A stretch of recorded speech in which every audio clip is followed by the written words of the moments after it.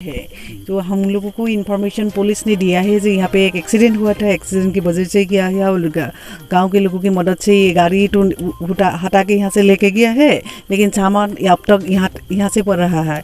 तो जब हमको इन्फॉर्मेशन दिया है, हम लोग ये सामान पिकअप करके लेके किया है। अभी ये सामान थाना पे रखेंगे, थाना वो लोग ये कह रहे हैं एक केस रजिस्टर करेगा। उसके बाद अगर ये निकलेगा क्या है, कहाँ से आया है, क्या है, बाद में पता चलेगा। सच क्या है झूठ क्या है बाद में देखा जाएगा। अभी तो ये नहीं हुआ, केस होगा, केस इंक्वायरी के बाद ही ये जो माने सच का सच जो सब निकल जाएगा। हाँ ठीक है, उन लोगों को अरेस्ट किया जाएगा क्या?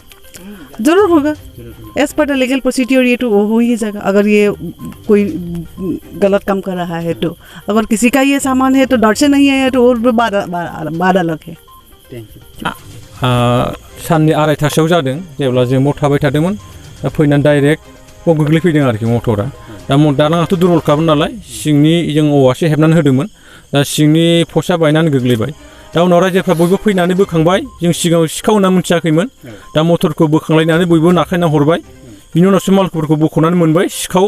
बे साब डिभिजननिफ्राय, जोंनि फटबरजरा साब डिभिजननिफ्राय जोंनि बे एग्रिकालचारनि जे सबाय माइलि, जुंखाम माइलि आरो माखासे बुस्थुफोर दङ, बेखौ बे फटबरजरा साब डिभिजननि माखासे माबारा साख्रिआवलाफोर, जेरै जों खोनानो मोन्दों बे सासे सिखाव खावना लाबोनाय अशक सरकारनो बाव मावग्रा आरो सोमदोन गयारि बे अफिसाव मावग्रा बिथांमोना 20,000नि फानखोमा हरदों होननानै जों बिथाङा हारसानिफ्राय जों सिखावनिफ्राय मिथिनो मोनबाय आरोखि।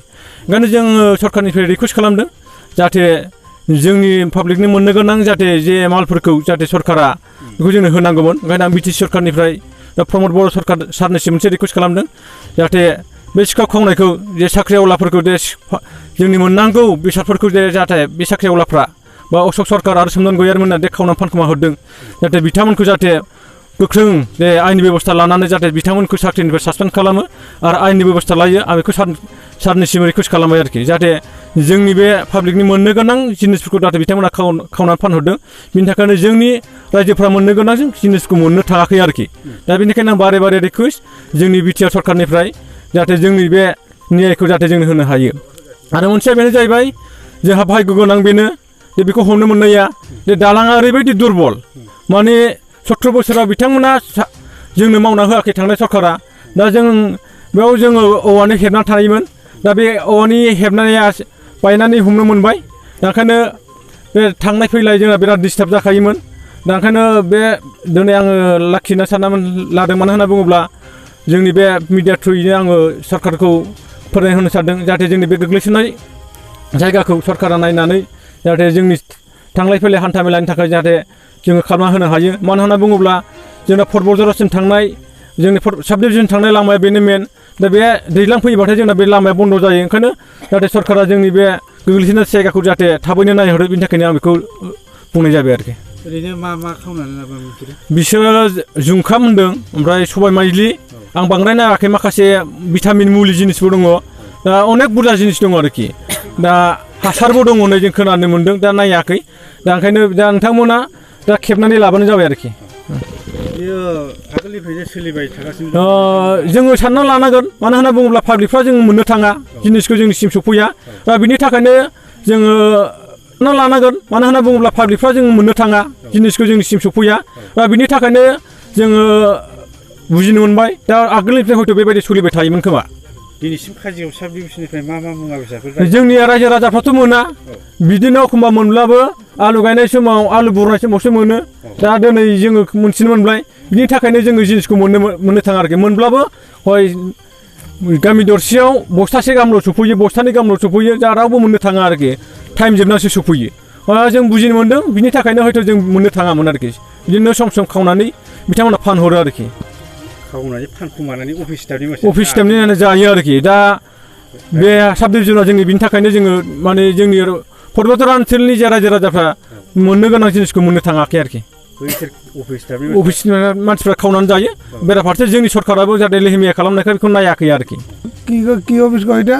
এই আরে sub division office, sub division Kazigaon কিনে আনছে নাকি? কাই অর্ডার দিয়েছে তোকে কি বলে না? ওই যে অশোক সরকারের মালটা, এটা মালটা অশোক সরকার কোন হয়? কোথায়গর এটা কি ঠুটে আছে সাব ডিভিশন? হুম কি দায়িত্ব আছে ওটা চাকরি এখানে হয়েছে নাকি এখন আগে কোথায় ছিল তুই কত দিয়া মালটা আনছে কত পয়সা দিয়া তুই মালটা আনছে 20,000 হ্যাঁ 20,000 কই কোটি 20,000 20,000 20,000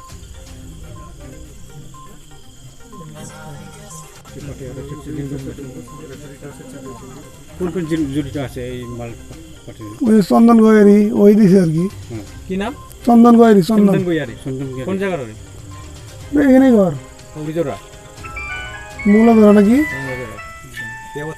আপনাদের কোন জায়গার মানুষ আমারটা হলো শিমলটা পাগড়িগুড়ি কয়